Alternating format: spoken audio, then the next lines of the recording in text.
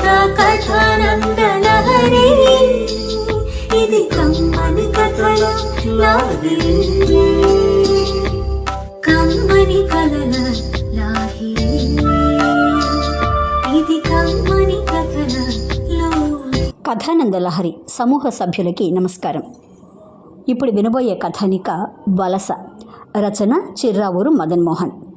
సమర్పణ బిట్రా గజగౌరి.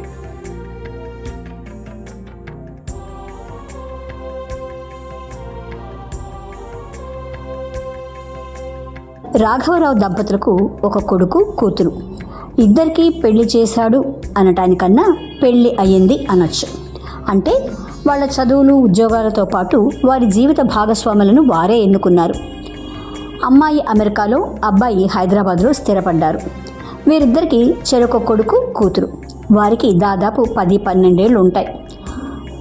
ఆ ఏడు రాఘవరావు దంపతులు న్యూయార్క్కు ప్రయాణం అయ్యారు.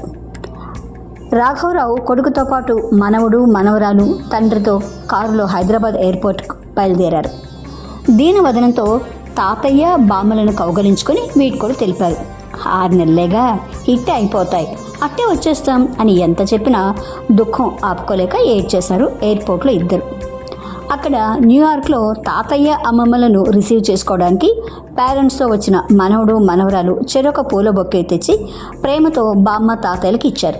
దాన్ని తీసుకుని ఇద్దరినీ కౌగలించుకొని ఎత్తి ముద్దాడారు ఆ ముసలి దంపతులు. కారు ఎక్కేటప్పుడు వారిచ్చిన చేతిలోని బొకేలను వాళ్లే కారు సీటు వెనకాల అలక్ష్యంగా పడేశారు పిల్లలు. రాఘవరావు దంపతులు ఇంతకుముందు 2-3 సార్లు అమెరికాకు వచ్చారు. ఇద్దరు పిల్లల ప్రసవానికి 2 సార్లు, తర్వాత ఇంకోసారి, ఇప్పుడు 4వసారి.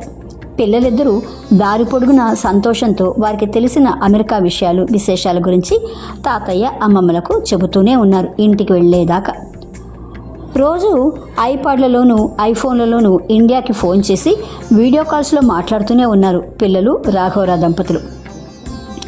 అమెరికా పోగానే రాఘవరావు భార్య సీతమ్మ గారు వంటింటి సామ్రాజ్యాన్ని తన చేతుల్లో తీసుకుంది. కాఫీలు టీలు చేసివ్వటం, దోశలు ఉప్మా ఇడ్లీ వడలు చేయడం మొదలుపెట్టింది. ఆమెను కూతురు ప్రేమతో వారించి, ఎందుకమ్మా ఇక్కడికొచ్చి కూడా ఇంత శ్రమ పడతావు? నీ వంటకు నా వంటగదికి కాస్త విశ్రాంతి ఇవ్వు. ఇవన్నీ నీ మనవడు మనవరాలు తినరు, వాళ్ళేదో ఫోన్లో ఆర్డర్ చేసుకుంటారు, నువ్వు చేసినవి వేస్ట్ అవుతాయి అని సలహా ఇచ్చింది. రాఘవరావు కూడా 2 రోజులు మౌనంగా చూశాడు వీరి పద్ధతులు. ఆ రోజు ఆదివారం. బ్రేక్ఫాస్ట్ ఇడ్లీ వడ చేసి భోజనాలు వండింది సీతమ్మ. ఎందుకండి ఇవన్నీ, మీకు అనవసరపు శ్రమ అన్నాడు అల్లుడు. రాఘవరావు కల్పించుకుని తన కూతురు అల్లుడు పిల్లలను ప్రేమతో పిలిచి బలవంతంగా బ్రేక్ఫాస్ట్ తినిపించాడు. ఆ సందర్భంలో తన అభిప్రాయం చెప్పాడు. మన వంటగదులు మన సంస్కారాలకు నెలవు. ఇక్కడ మనం వండే వంటలలో న్యూట్రిషన్లు క్యాలరీలు మాత్రమే కాదు, తరతరాల సాంప్రదాయ ప్రేమ అభిమానాలను పంచుతుంది. మన ఇంట్లో మనం ఏం తినాలో బయటవాడు నిర్ణయించకూడదు. ఒక పిజ్జాకి ఇంకో పిజ్జా ఫ్రీ, ఒక బర్గర్కి ఇంకో బర్గర్ ఫ్రీ అంటూ పోతే మన వంటిళ్ళు ఆ వ్యాపార సంస్థలకు వలసపోతాయి. ఇక ఇంట్లో మిగిలేది నిశ్శబ్దం మాత్రమే. ఒక కుటుంబం కలిసి మాట్లాడుకోవాలి, కలిసి ప్రార్థించుకోవాలి, కలిసి భోజనం చేయాలి. అప్పుడే ఆ కుటుంబం కుటుంబంగా కలిసి ఉంటుంది. అదే మన తూర్పు దేశాల గొప్పతనం. ఈనాడు ఇండియా, చైనా, జపాన్లలో ఇంకా సమిష్టి కుటుంబాలు ఉన్నాయి అంటే అదే కారణం. ఇక్కడలా విడాకుల జీవితం కాదు. వీళ్ళు ఒక కాలంలో సమిష్టి కుటుంబాలుగా ఉన్నవాళ్లే ఇప్పుడు స్విగ్గీలని జొమాటోలని పోషిస్తూ తమ పిల్లలను అనాథలను చేసుకుంటున్నారు. బయట భోజనం కొనడానికి అలవాటు పడితే ఇంట్లో పెద్దలకు గౌరవం, వంటింట్లో స్థానం తగ్గిపోతుంది. వీలైనంత వరకు మీ వంటింటిని యాక్టివ్గాను గౌరవంగాను చూసుకోండి అని ముగించారు. కూతురు అల్లుడు మౌనంగా విన్నారు.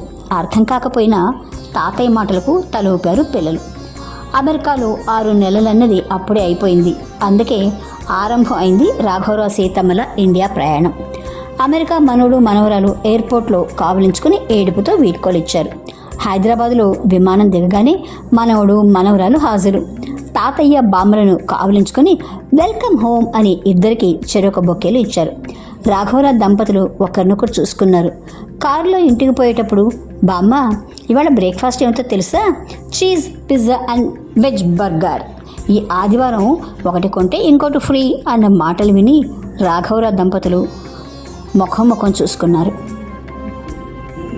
వలస కథానిక విన్నారు. రచన చిర్రావూరు మదన్ మోహన్. సమర్పణ బిట్రా గజగౌరి.